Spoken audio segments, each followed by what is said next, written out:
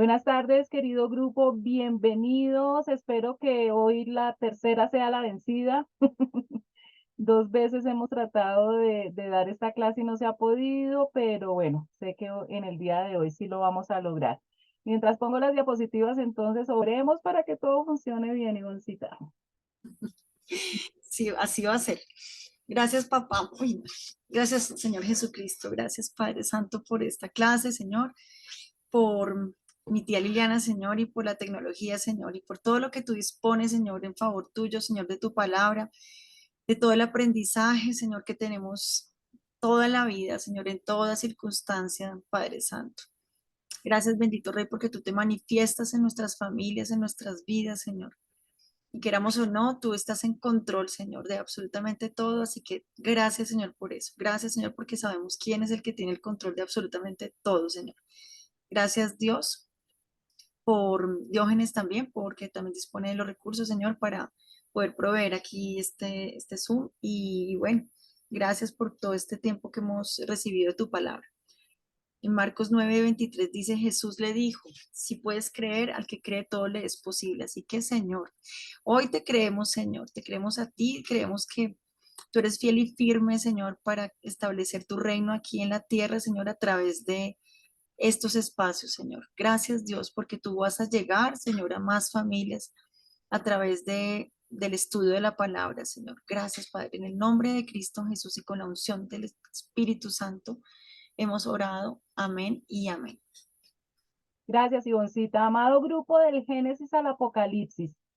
Hoy nos encontramos en nuestra clase número 72. Las personas que quieran repasar o ver por primera vez las 71 clases anteriores, ya saben, muy fácil. YouTube, Liliana Parga, y cualquier pregunta en el email lilipargas@yahoo.com.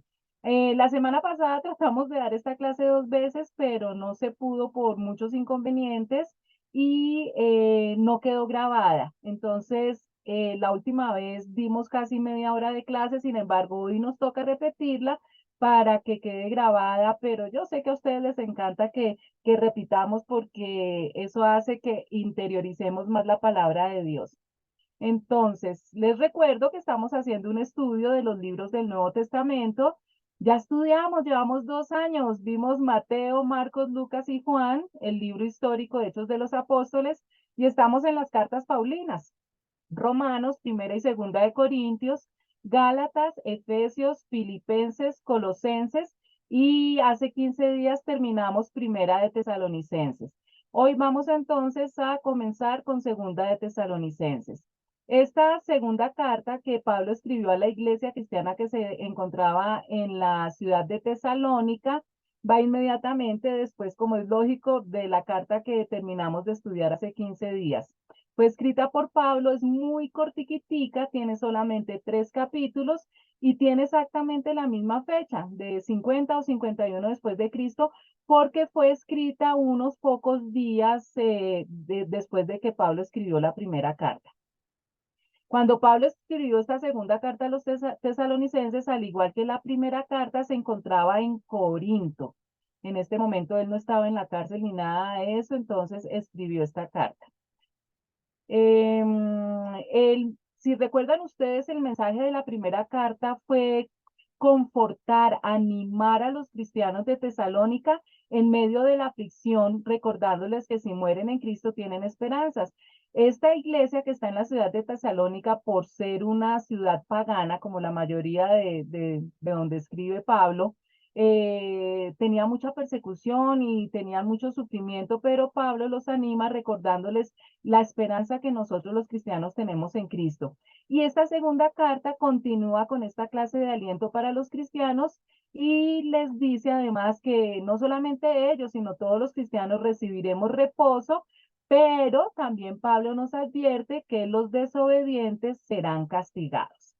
Y sin más preámbulos, comenzamos entonces con Segunda de Tesalonicenses, capítulo 1, versículo 1-2, que dice: Pablo, Silvano y Timoteo, a la iglesia de los tesalonicenses, unida a Dios nuestro Padre y al Señor Jesucristo, Gracia y paz a ustedes de Dios el Padre y el Señor Jesucristo.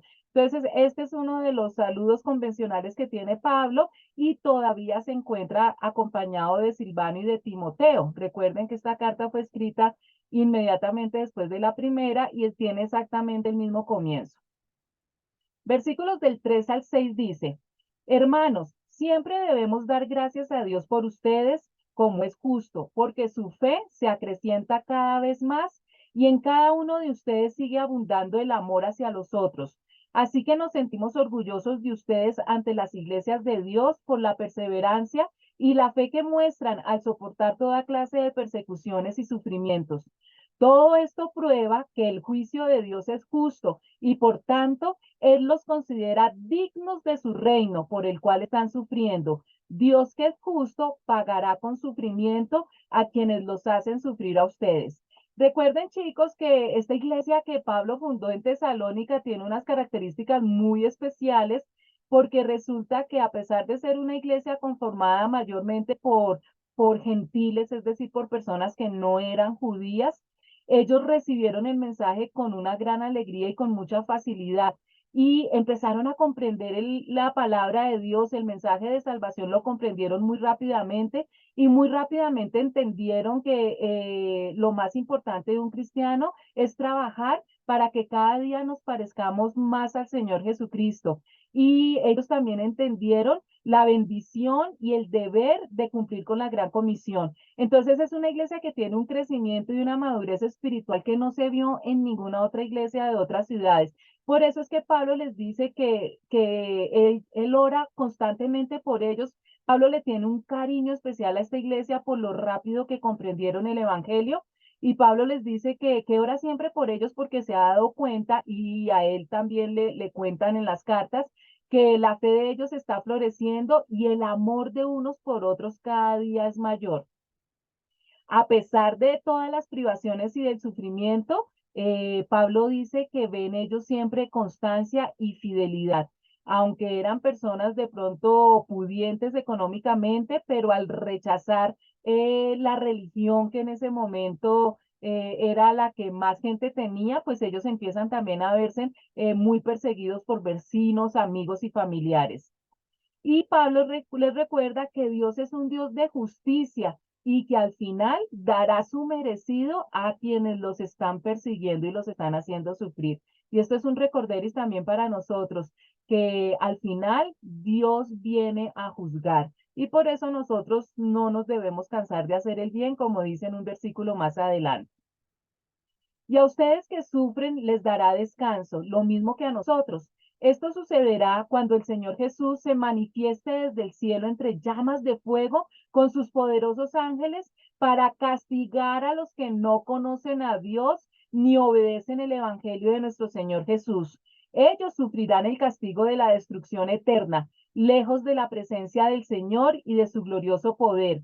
El día en que venga para ser glorificado por su pueblo santo y admirado por todos los que hayan creído, entre los cuales están ustedes, porque creyeron el testimonio que dimos.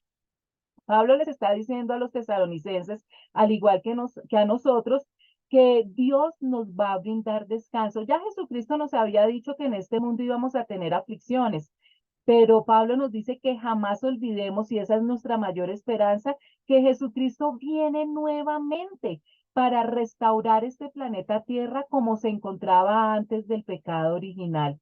Entonces vamos a encontrar descanso. El Señor nos dice Pablo que el Señor va a aparecer desde el cielo, que Él vendrá con ángeles poderosos, porque Él va a venir ya como Rey de Reyes y Señor de Señores.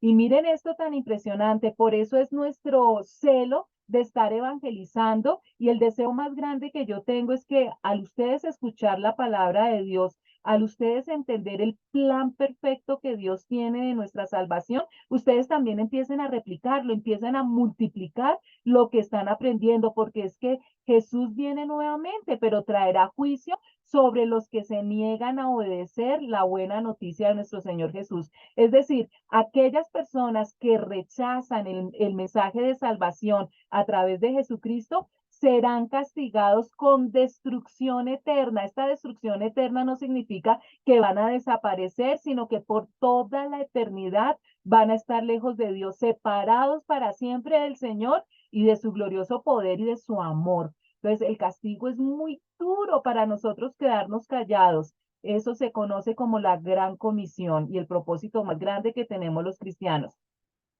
Y Pablo nos enseña, nos dice, aquel día cuando Jesús venga, recibirá gloria de su pueblo santo y alabanza de todos los que creímos en él.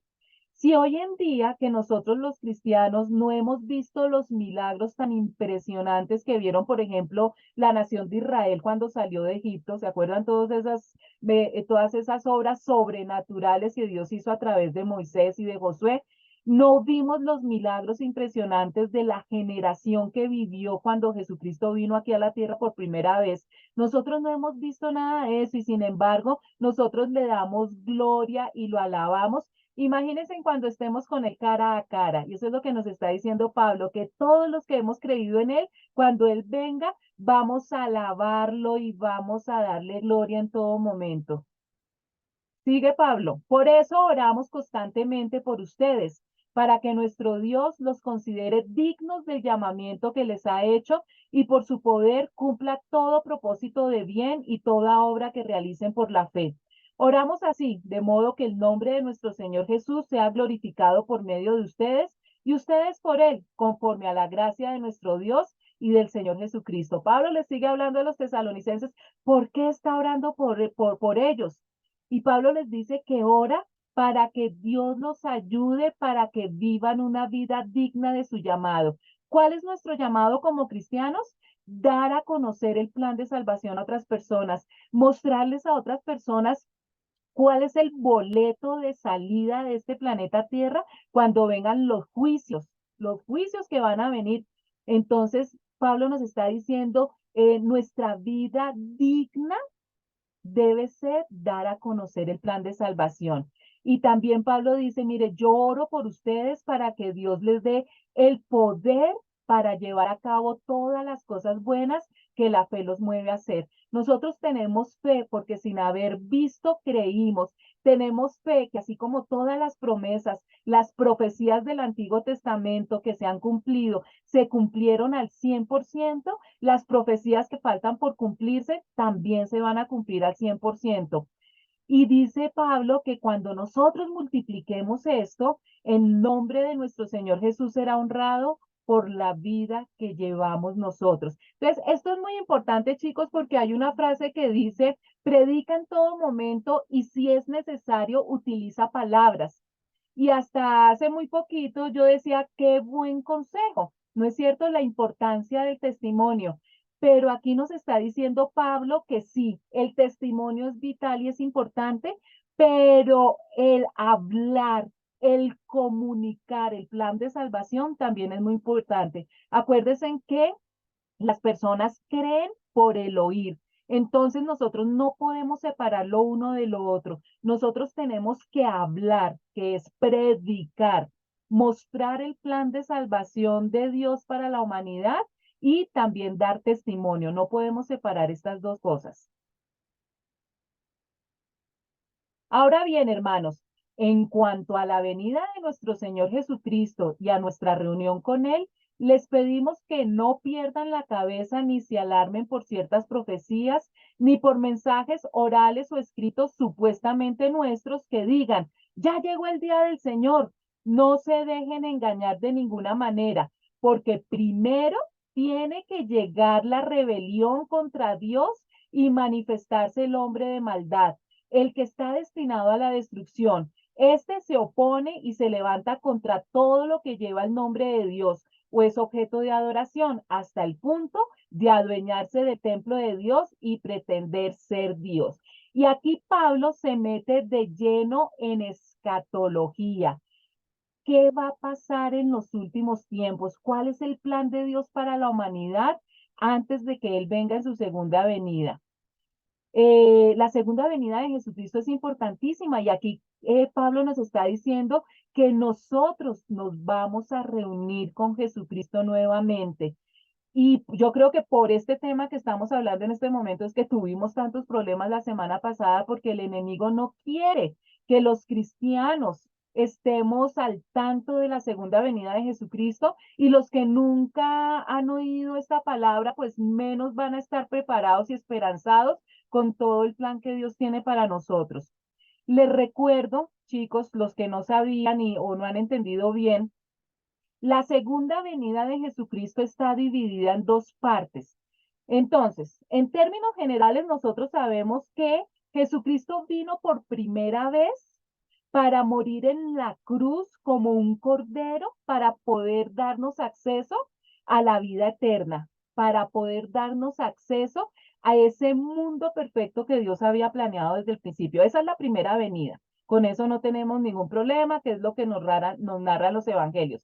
Pero ahora lo que nos interesa más a nosotros, porque es lo que falta, las profecías que faltan por cumplirse, es la segunda venida de Jesucristo.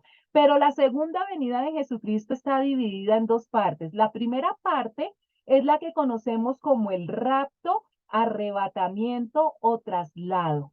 ¿Listo? No confundamos esa primera parte de la segunda venida de Jesucristo con la segunda parte, que es propiamente cuando, la primera parte, el rapto, arrebatamiento, traslado, es cuando el Señor Jesucristo viene por la iglesia, viene por nosotros los cristianos.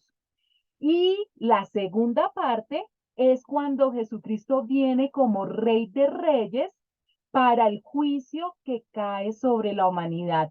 En esta segunda parte de la segunda venida de Jesucristo es cuando Jesús viene con la iglesia, viene con nosotros.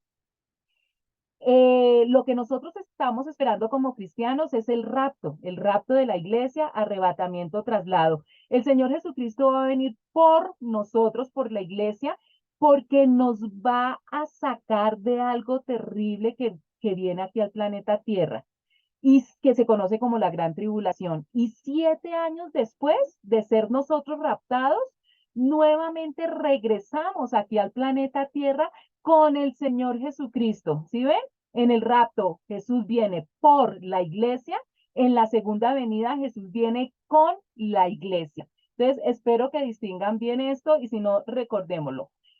En el rapto de la iglesia es lo que Pablo está empezando a contar en estos versículos que estamos estudiando. En el rapto de la iglesia, el Señor Jesucristo viene por nosotros, pero Él no llega a poner los pies aquí en la tierra, sino que Él llega a las nubes, lo que nosotros conocemos como el primer cielo.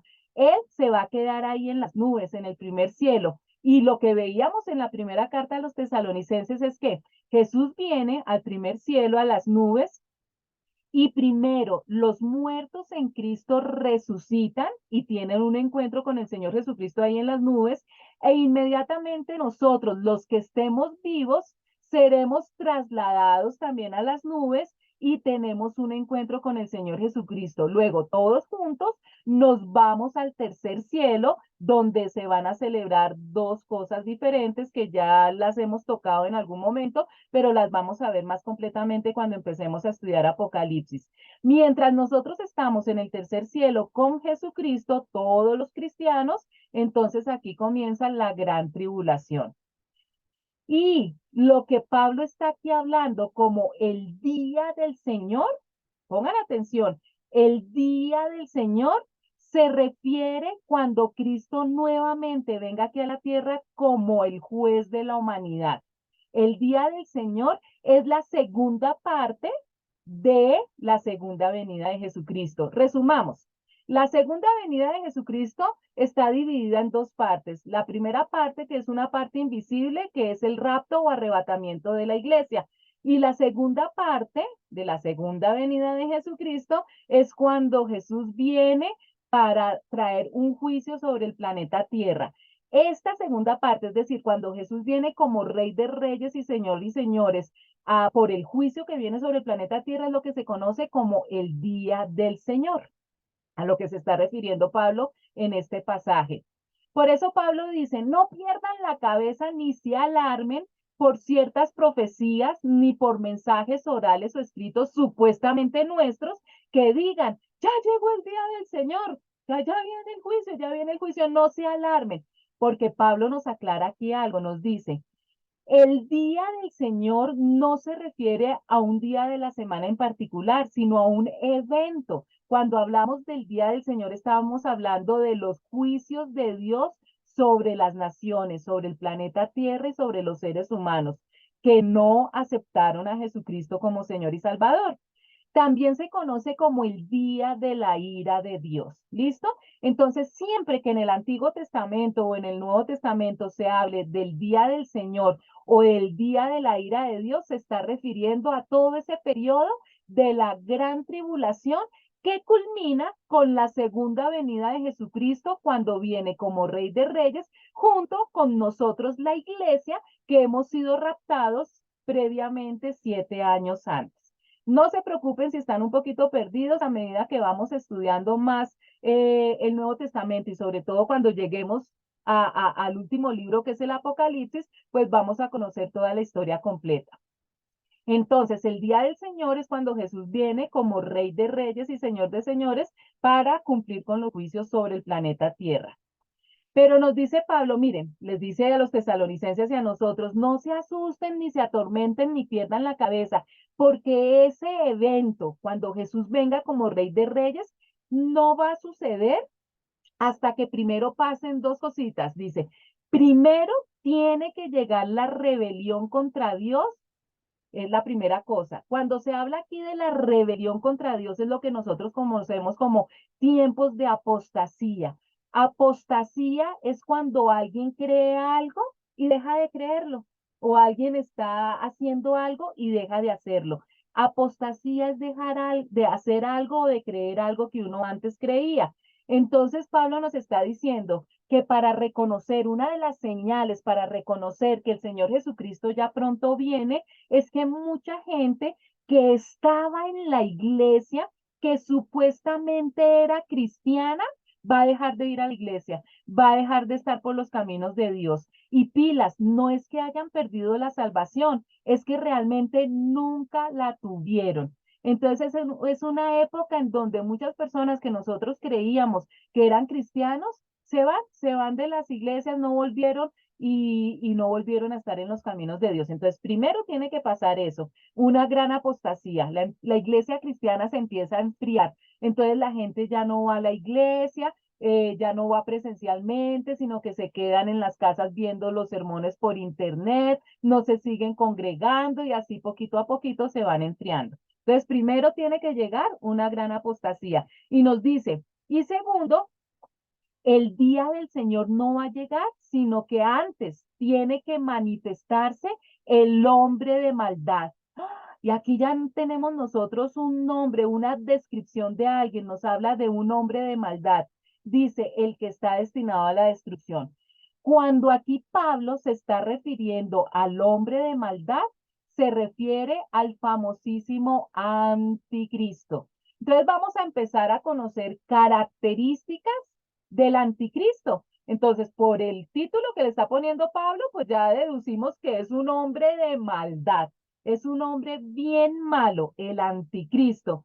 Pero aquí Pablo nos está diciendo, no se preocupen por el anticristo, porque él ya tiene su final designado. Nos dice que está destinado ¿a qué? A la destrucción.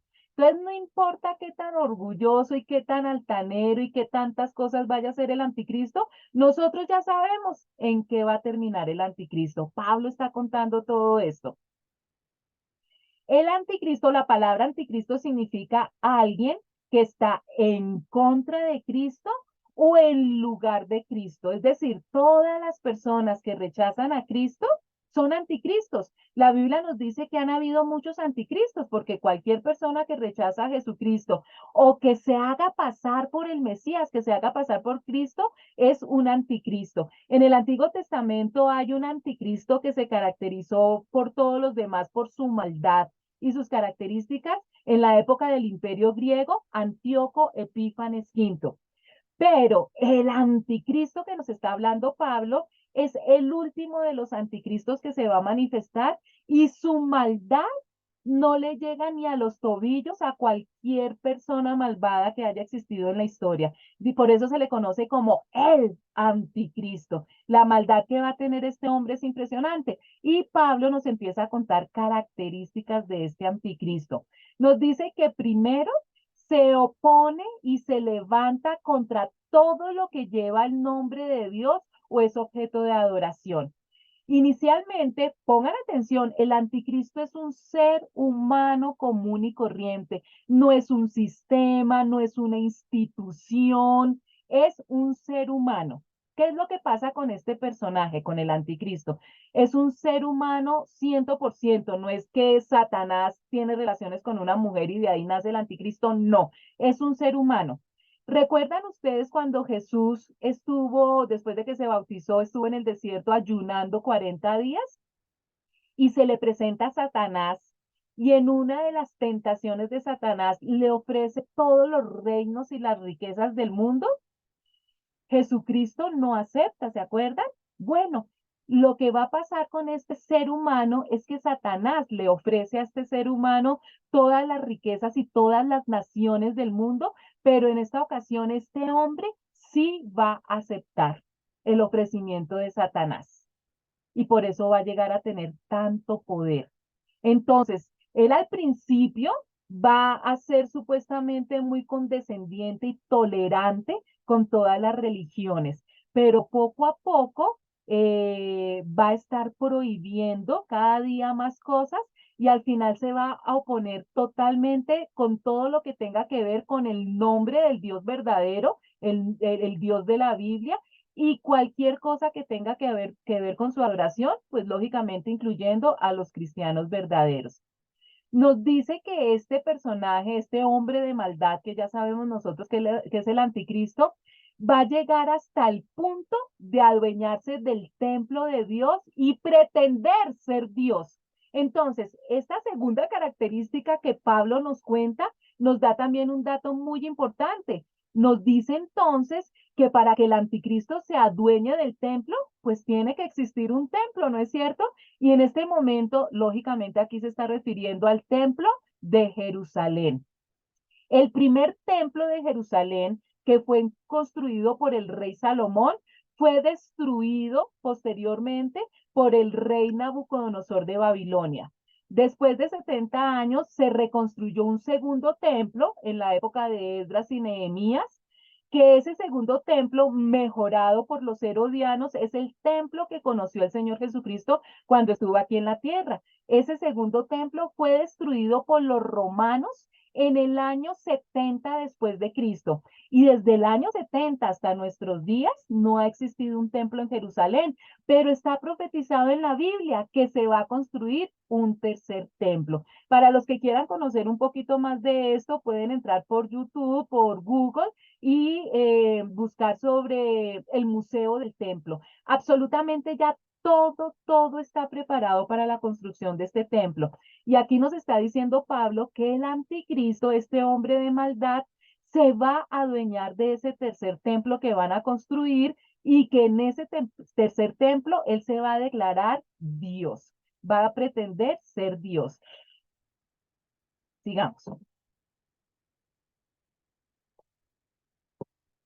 Dice Pablo, ¿no recuerdan que ya hablaba de esto cuando estaba con ustedes? Bien saben que hay algo que detiene a este hombre a fin de que él se manifieste a su debido tiempo. Es cierto que el misterio de la maldad ya está ejerciendo su poder, pero falta que sea quitado del medio el que ahora lo detiene. Entonces se manifestará aquel malvado, a quien el Señor Jesús derrocará con el soplo de su boca y destruirá con el esplendor de su venida. Pablo vuelve a recordarnos que no nos preocupemos, que el Señor Jesucristo es el que va a destruir a este personaje, al anticristo. Y aquí algo me parece hermosísimo porque Pablo les cuenta, les dice a los tesalonicenses, yo ya había hablado de todos estos temas con ustedes. ¿Se acuerda que lo vimos en la primera carta de los tesalonicenses? Esta iglesia en Tesalónica creció espiritualmente, maduró tan rápidamente que Pablo tuvo la oportunidad de tocar estos temas tan profundos y tan especiales con esta iglesia, cosa que no pudo hacer con otras iglesias porque todo el tiempo se le fue regañándolos por el legalismo y por todos esos problemas que hemos visto en las otras cartas, ¿no es cierto? Esta iglesia entendió todo tan fácilmente que Pablo pudo darles un alimento espiritual más sólido. Entonces se ve que Pablo cuando estuvo con ellos les tocó todo este tema de escatología, por eso de pronto aquí no profundiza tanto, porque ya personalmente con ellos les había explicado muchas cosas. Pero acá les está diciendo, hay algo que detiene a este hombre, es decir, al anticristo, a fin de que él se manifieste a su debido tiempo. Es decir, el anticristo ya está, chicos. Él está de bajo perfil en este momento. No sabemos quién es porque el Señor está deteniendo. Todavía no es momento que la aparición del anticristo. Él dice que va a llegar un tiempo perfecto. Todo está perfectamente planeado por Dios cuando Él va a hacer su aparición. Pero Pablo nos dice aquí, ¿por qué? Dice, primero, la maldad ya está ejerciendo su poder, pero falta que sea quitado de en medio el que ahora lo detiene. Entonces, hay algo que detiene la aparición del anticristo en este momento. Y ni siquiera es algo, nos dice él que ahora lo detiene. Es decir, que hay un él que no permite que el anticristo se manifieste. Ya vamos a hablar. Pero primero nos dice, la maldad ya está ejerciendo su poder, o sea, no necesitamos que el anticristo se manifieste para que la maldad comience a operar. Y eso lo estamos viendo nosotros, la maldad cada día es mayor. A propósito de maldad, chicos, espero que ya hayan visto Sonido de Libertad, ¿no es cierto? Que está desde el 31 de agosto en cartelera. Si no se la vieron, por favor, maldad pura para que se den cuenta verdaderamente los tiempos que estamos viviendo. Acuérdense, Pablo nos dijo, nos enseñó que es responsabilidad de nosotros los cristianos discernir, entender los tiempos que estamos viviendo. Entonces, Pablo aquí está diciendo, ya la maldad ya está ejerciendo su poder. Pero ¿a qué se refiere cuando nos dice que el anticristo no se va a manifestar hasta que sea quitado de en medio el que ahora lo detiene? Cuando ocurra el rapto de la iglesia, cuando el Señor Jesucristo venga por nosotros los cristianos, ¿saben quién se va a ir con nosotros también? El Espíritu Santo. Ese es Él a quien Pablo se refiere. El Espíritu Santo se va también de la tierra. Entonces mucha gente dice, eso es imposible, pero ¿acaso el Espíritu Santo no es Dios y Dios no está en todas partes? Acuérdense que el Espíritu Santo es la tercera persona de la Trinidad. De la misma manera como el Espíritu Santo funcionaba en el Antiguo Testamento, va a funcionar cuando ocurra el rapto de la iglesia. En el Antiguo Testamento, el Espíritu Santo no estaba dentro de las personas, sino que venía sobre aquellas personas que Dios escogía para una función especial, sobre los profetas, ¿no? Pero el Espíritu Santo no estaba dentro de ellos. En el único momento en que el Espíritu Santo hace de los seres humanos su morada, su casa, es en esta época de la iglesia, en esta época de la gracia, la dispensación de la gracia que estamos viviendo. Pero cuando nosotros, que somos templo del Espíritu Santo, ya no estemos más aquí en la tierra, el Espíritu Santo también se va con nosotros. Es el Espíritu Santo lo que está impidiendo que el anticristo se manifieste. Pero apenas ocurre el rapto, ya el anticristo tiene la vía libre para empezar su periodo de terror. Entonces se manifestará aquel malvado a quien el Señor Jesús derrocará con el soplo de su boca y destruirá con el esplendor de su venida.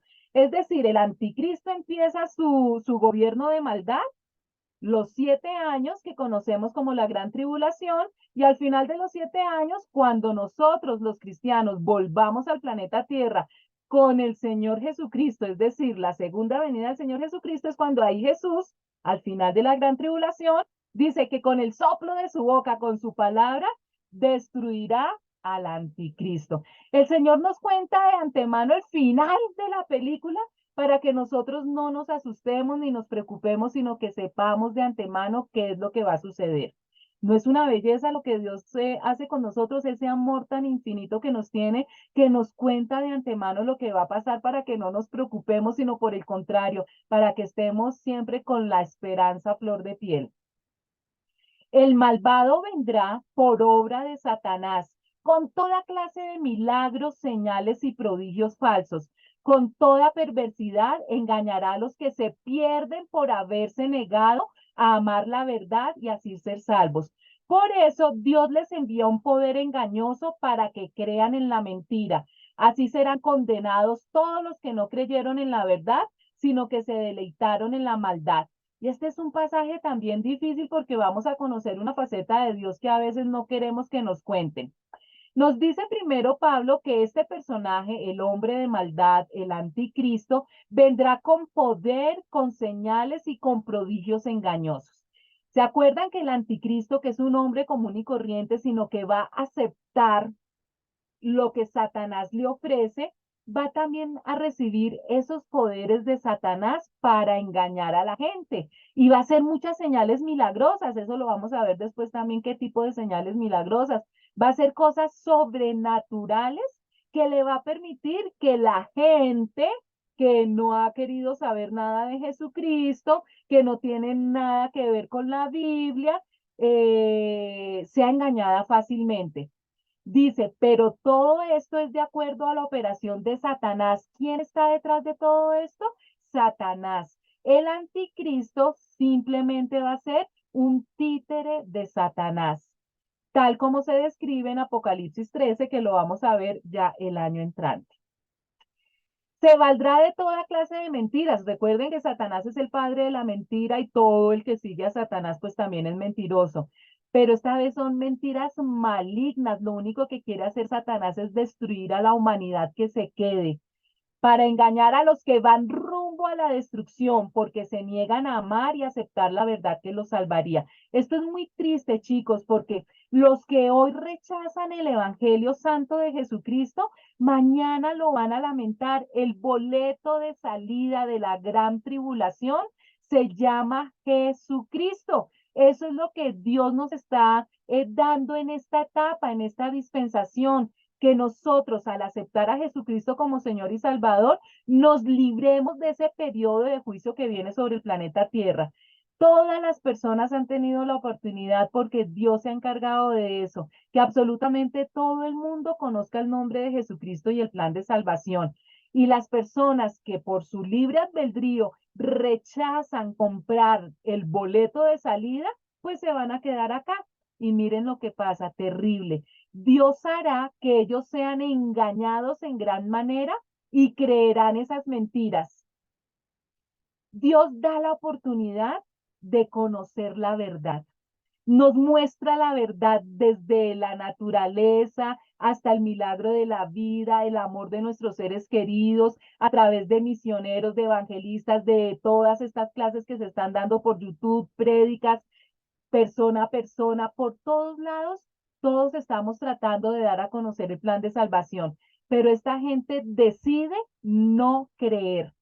Entonces dice algo muy duro, que Dios va a enviar un poder engañoso. O sea, por las buenas no quisieron creer la verdad, pues ahora Dios manda un poder engañoso para que ellos con mucha facilidad crean todas esas mentiras que el anticristo va a empezar a enseñar. Y entonces serán condenados por deleitarse en la maldad en lugar de creer en la verdad. Muchas personas dicen, ay, ¿qué tal que una persona mala, mala, malvada, malvada, en el último segundo se arrepienta y se salve? No, eso no funciona así. Entre más malvada es una persona, más encallecido tiene su corazón y su conciencia, menos acepta la verdad. Entonces es algo bien triste y bien grave para aquellas personas que hoy en día están rechazando la verdad de Jesucristo.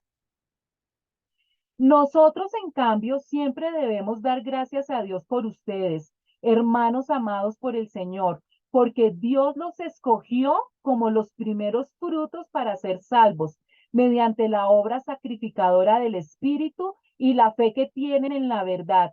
Para esto Dios los llamó por nuestro Evangelio, a fin de que tengan parte en la gloria de nuestro Señor Jesucristo. Y aquí Pablo les está diciendo, estamos tan agradecidos con Dios, siempre estamos agradecidos de que Dios los eligió, les está diciendo a los tesalonicenses, pero estas palabras también son para nosotros, para ti y para mí. Dios nos eligió.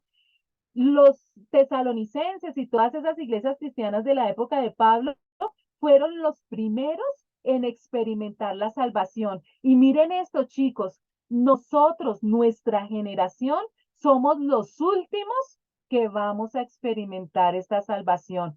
Una salvación que viene por medio del Espíritu Santo. Acuérdense que cuando nosotros somos salvos, nos convertimos en santos por creer la verdad. Cuando anunciamos las buenas noticias de salvación, hacemos que otras personas también crean por la obra del Espíritu Santo y sean salvos. Compren el boleto de salida de este planeta Tierra antes de que venga la gran tribulación. Así que, hermanos, sigan firmes y manténganse fieles a las enseñanzas que oralmente o por carta hemos transmitido. Que nuestro Señor Jesucristo mismo y Dios nuestro Padre, que nos amó y por su gracia nos dio consuelo eterno y una buena esperanza, los anime y fortalezca su corazón para que tanto en palabra como en obra hagan todo lo que sea bueno. Pablo los está animando para que permanezcan firmes en Cristo y sigan aferrados a las enseñanzas que les transmitimos, tanto en persona como por carta. Y esto es una enseñanza también para nosotros. Desde hace 2000 años nos están diciendo que el Señor Jesucristo viene por segunda vez a restaurar todas las cosas y nada que viene.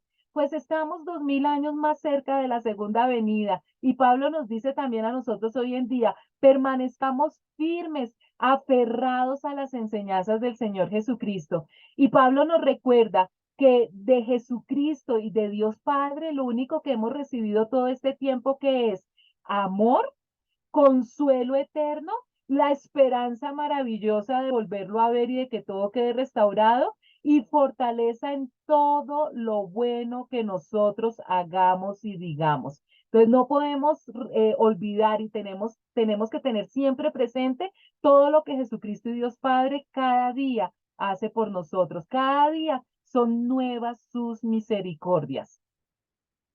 Por último, hermanos, oren por nosotros para que el mensaje del Señor se difunda rápidamente y se le reciba con honor, tal como sucedió entre ustedes.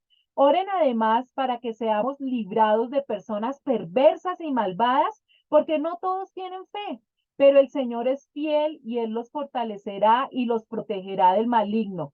Confiamos en el Señor, en que ustedes cumplen y seguirán cumpliendo lo que hemos ordenado.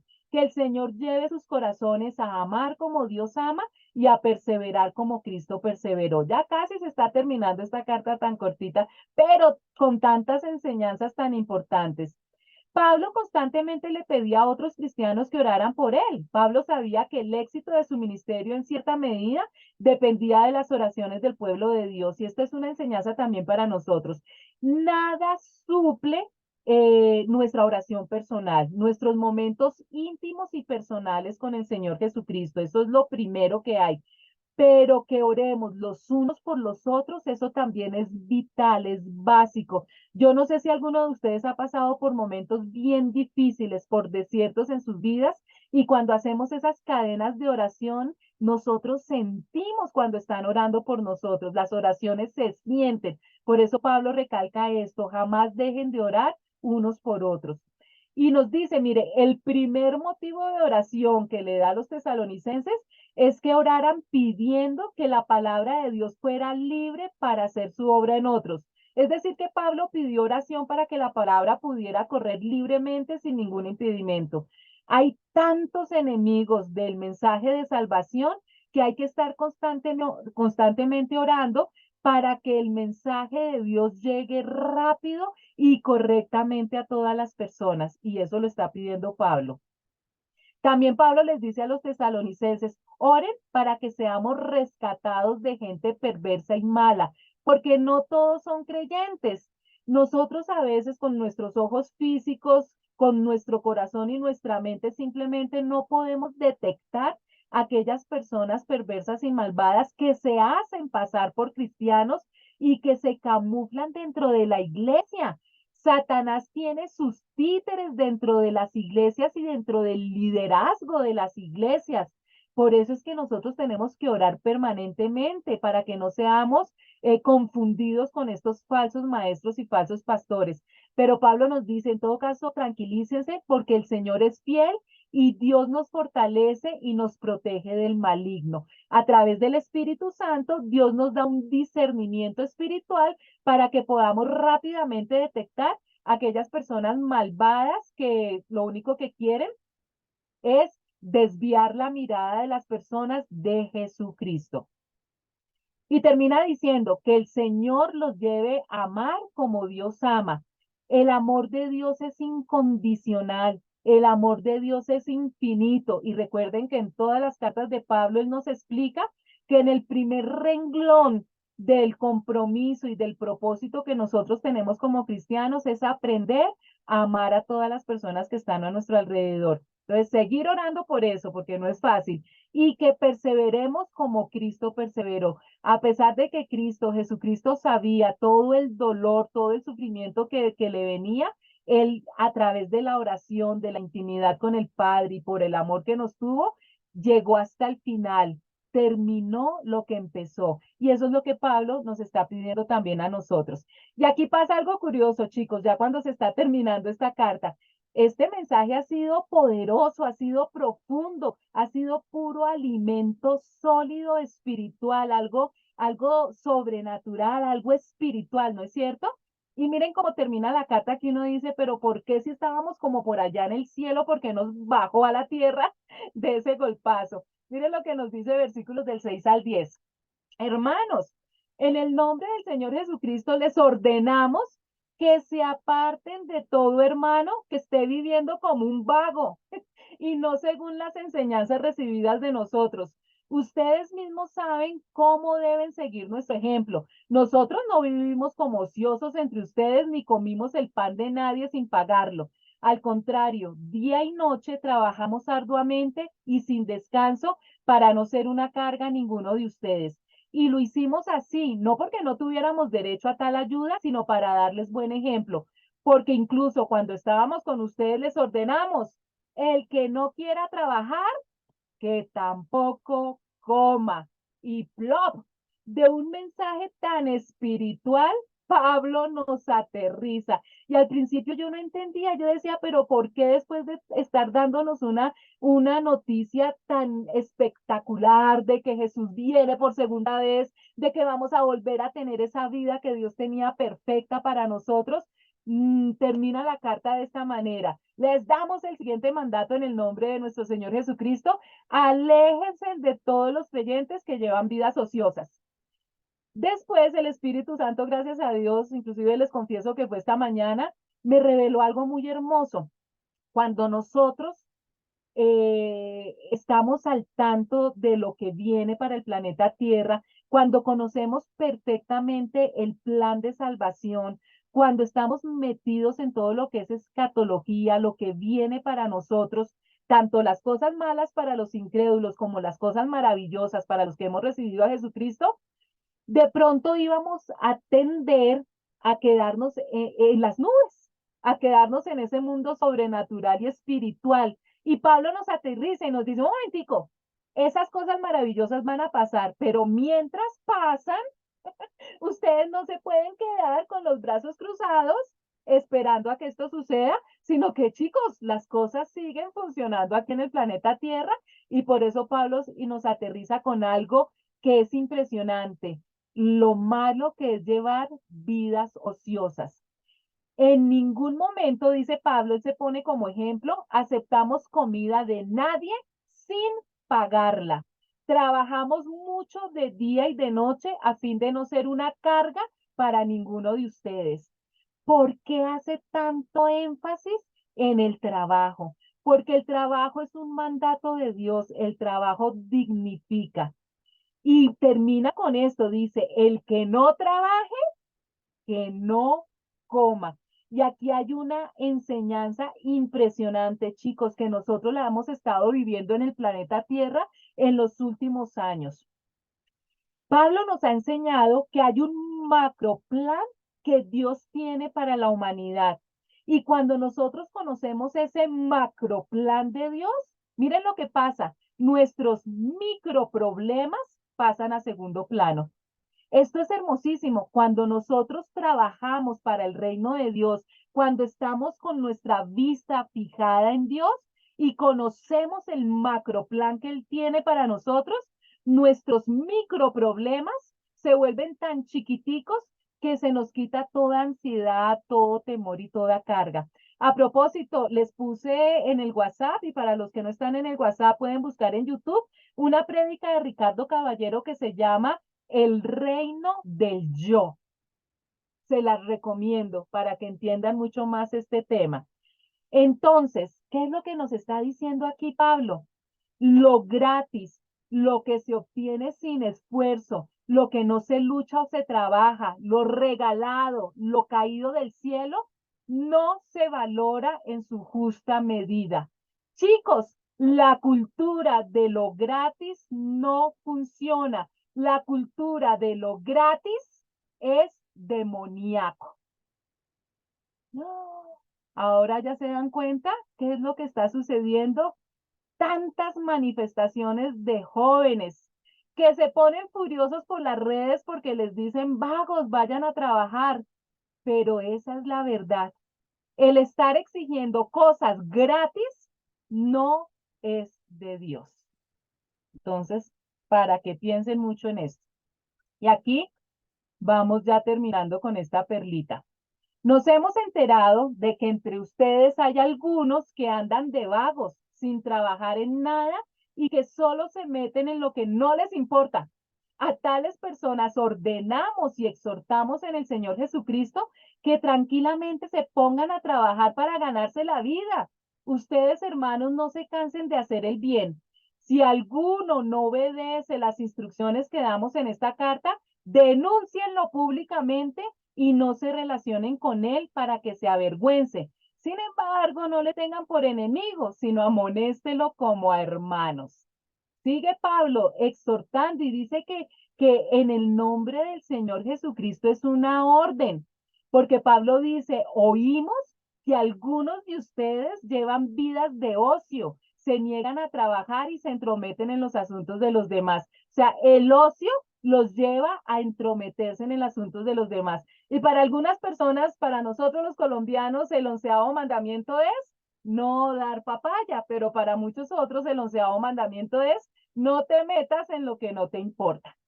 Y cuando uno tiene mucho tiempo libre, pues tiene mucho tiempo para estar mirando la vida de los demás. Y por eso Pablo dice, muchas de estas personas que no están trabajando, lo que están haciendo es metiéndose en lo que no les importa.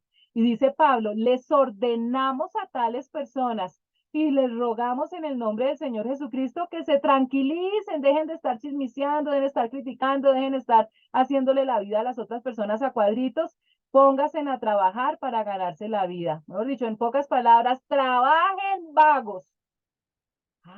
Y no todo trabajo tiene que ganarse una remuneración monetaria. Las mujeres, las amas de casa que trabajan en su casa y que no tienen un sueldo fijo, están trabajando. No crean que trabajar es solamente ir a una empresa y marcar tarjeta.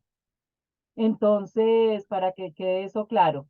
Y mire lo que dice Pablo, tomen nota de quienes rehúsan obedecer lo que decimos en esta carta. Es decir, fíjense en aquellas personas que no van a hacer caso de que se pongan a trabajar, de que sean útiles, de que sirvan a los demás. Dice Pablo, aléjense de esas personas para que se avergüencen. Pablo con ese tonito que me imagino, no nos quedó ninguna grabación del tono que él utilizó, pero me imagino que él no era suavecito, hablaba así como yo. Entonces les dice, mire, aléjense de ellos para que se avergüencen y como que cae en cuenta y dice, bueno, no los vean como sus enemigos, sino llámenles la atención como lo harían con un hermano. Es por el bien de ellos todo lo que Pablo, el Espíritu Santo le cuenta a Pablo para que nosotros lo pongamos en práctica, es por nuestro bien. La sociedad cambiaría si esto que ustedes ven en la imagen no estuviera sucediendo en todos los países del mundo.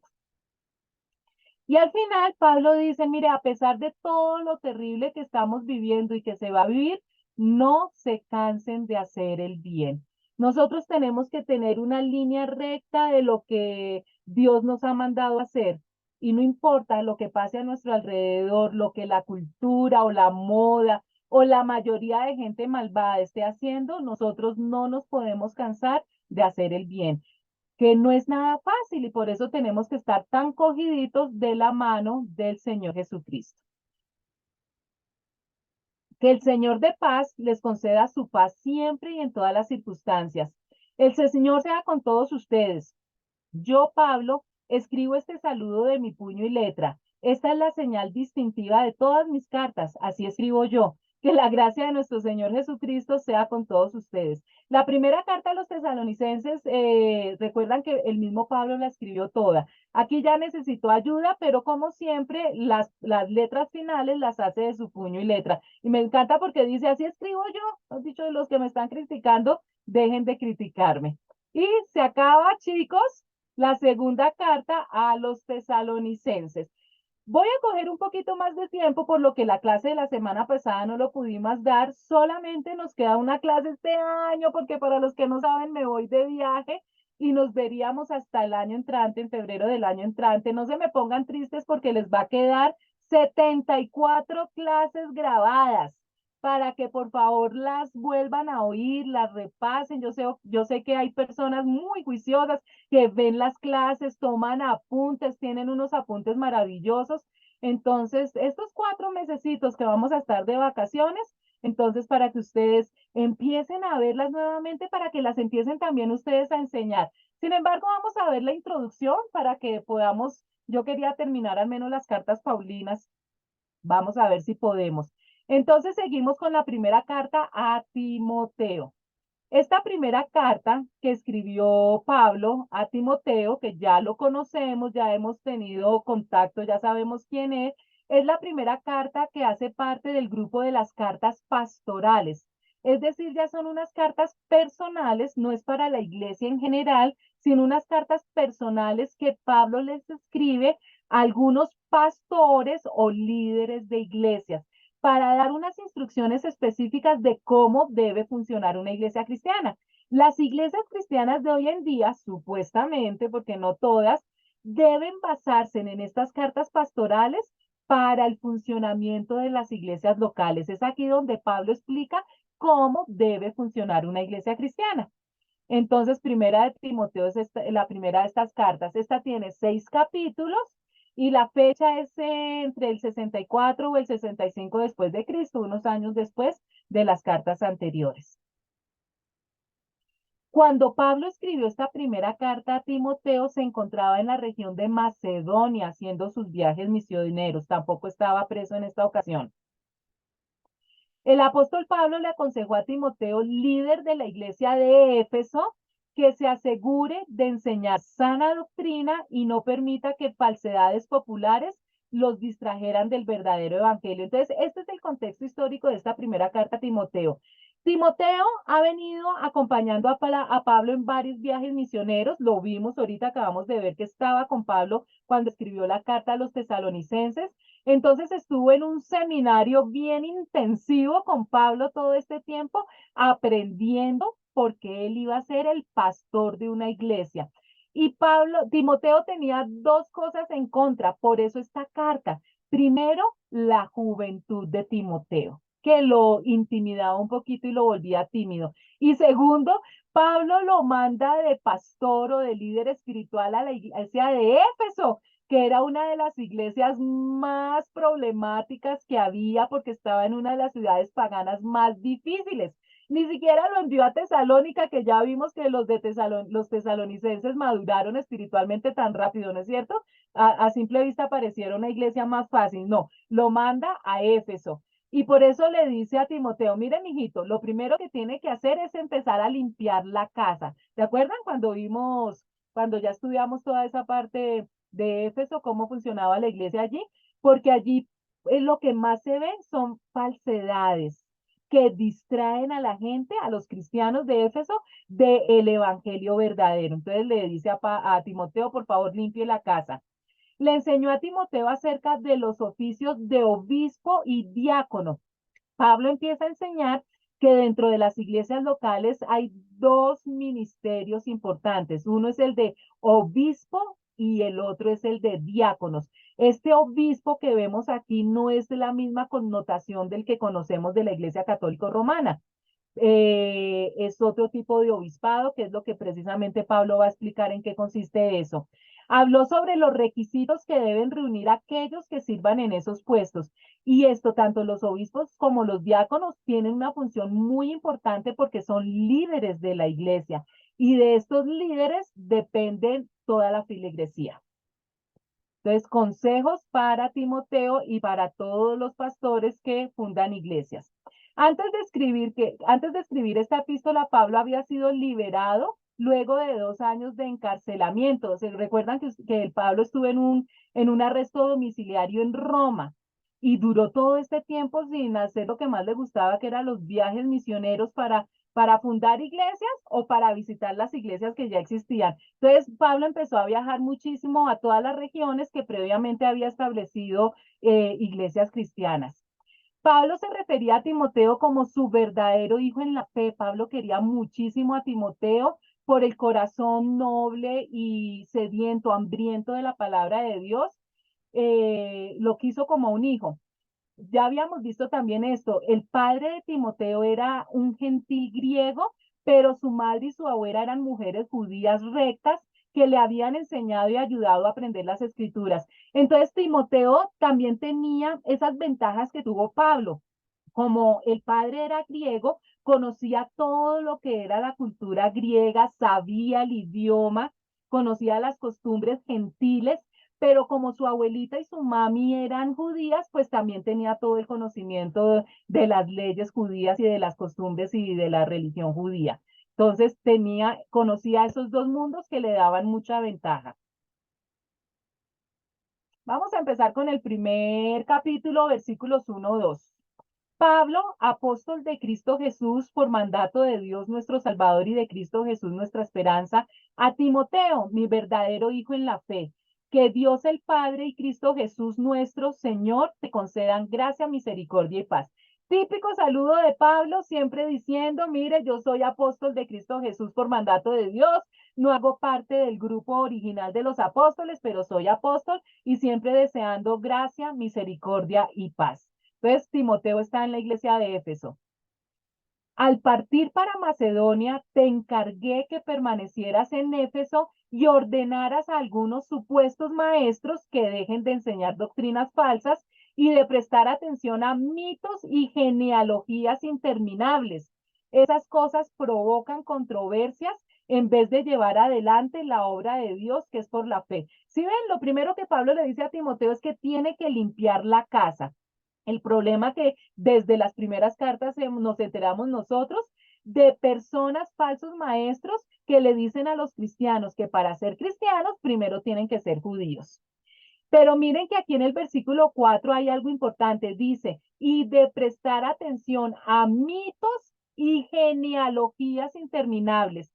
Y esto está conectado con lo que practican los mormones. Los mormones creen que si un familiar muere sin haber sido bautizado, un familiar que esté vivo puede bautizarse por sus familiares muertos. Entonces ellos averiguan la genealogía de todos sus antepasados para bautizarse por todos los muertos. Y aquí Pablo está aclarando, son mitos y está mal esto que busquen genealogías interminables. El que murió, murió. Ya no se puede hacer absolutamente nada por él si en vida no aceptó a Jesucristo como su Señor y Salvador. Pablo le dijo a Timoteo que permaneciera en Éfeso porque parecía que quería darse por vencido y huir. Probablemente había presión, tanto interna como externa, para que se fuera. Pobrecito, también nos tenemos que poner en las sandalias de Timoteo, joven, inexperto, y lo mandan a una de las iglesias más difíciles. Y yo creo que él quería salir corriendo, pero Pablo le escribe la carta para decirle, el Espíritu Santo está contigo, Dios te va a dar todo el poder para que sigas liderando en esa iglesia. Vamos con este versículo y dejamos después aquí para seguir dentro de 8 días. Debes hacerlo así para que el amor brote de un corazón sincero, de una buena conciencia y de una fe honesta. Algunos se han desviado de esa línea de conducta y se han enredado en discusiones inútiles. Pretenden ser maestros de la ley, pero en realidad no saben de qué hablan ni entienden lo que con tanta seguridad afirman. Entonces Pablo le sigue diciendo, por favor, no te des por vencido. Recuerda que el propósito de la ley se encuentra en la obra interna que se realiza en el corazón y no solamente en el cumplimiento externo. Si no entendemos, es fácil convertirse en legalista, superficiales que solo se preocupan en cómo se ven las cosas en el exterior. Volvemos al problema que hay desde el inicio, queriendo poner la ley por encima de la enseñanza de Jesucristo sobre el amor. Entonces Pablo le dice, mire, la ley no sirve de nada si esa ley no cambia el corazón de las personas. No se trata de cómo se ven las cosas exteriormente, lo importante es el cambio que hay en el interior. El problema en Éfeso venía con líneas legalistas del tipo judío. Ellos malinterpretaron el mandamiento y la ley, lo mismo que estudiamos en las primeras cartas. Si pasar tiempo en la palabra de Dios no está produciendo amor nacido de un corazón limpio, una buena conciencia o fe sincera en nosotros, algo está mal. Es importante estudiar la palabra de Dios, claro. Por el oír la palabra de Dios, nuestra fe crece, nuestra intimidad con el Señor Jesucristo es cada vez mayor. Es muy importante y es vital estudiar la palabra de Dios. Pero si nosotros leemos, estudiamos la palabra de Dios y eso no está haciendo un cambio en nosotros, que haya más amor, que haya una mejor conciencia y que haya una fe sincera, de nada está sirviendo meternos nosotros todos los días a estudiar la Biblia. El estudiar la Biblia, el oír prédicas, el entrar a clases como estas, tienen que dar como resultado que nuestro amor crezca cada vez más para Dios, para nosotros y para el prójimo. Tener una buena conciencia, es decir, que rápidamente nosotros sepamos distinguir lo bueno de lo malo y que nuestra fe crezca también cada vez más. Miren que estos consejos que Pablo le empieza a dar a Timoteo son hermosísimos porque no solamente son consejos que se tienen que poner en práctica en las iglesias, sino también en nuestra vida personal, en nuestro día a día. Chicos, Dios mediante nos vemos dentro de 8 días para ver cuánto podemos avanzar, a ver si al menos, porque las cartas que quedan pues son muy corticas, y espero que me acompañen también dentro de 8 días, que Dios nos bendiga también como hoy que ha funcionado también todo lo del internet. Dios bendiga a Ivoncita, a Diógenes y a cada uno de ustedes por acompañarme. Nos vemos la otra semana. Bendiciones.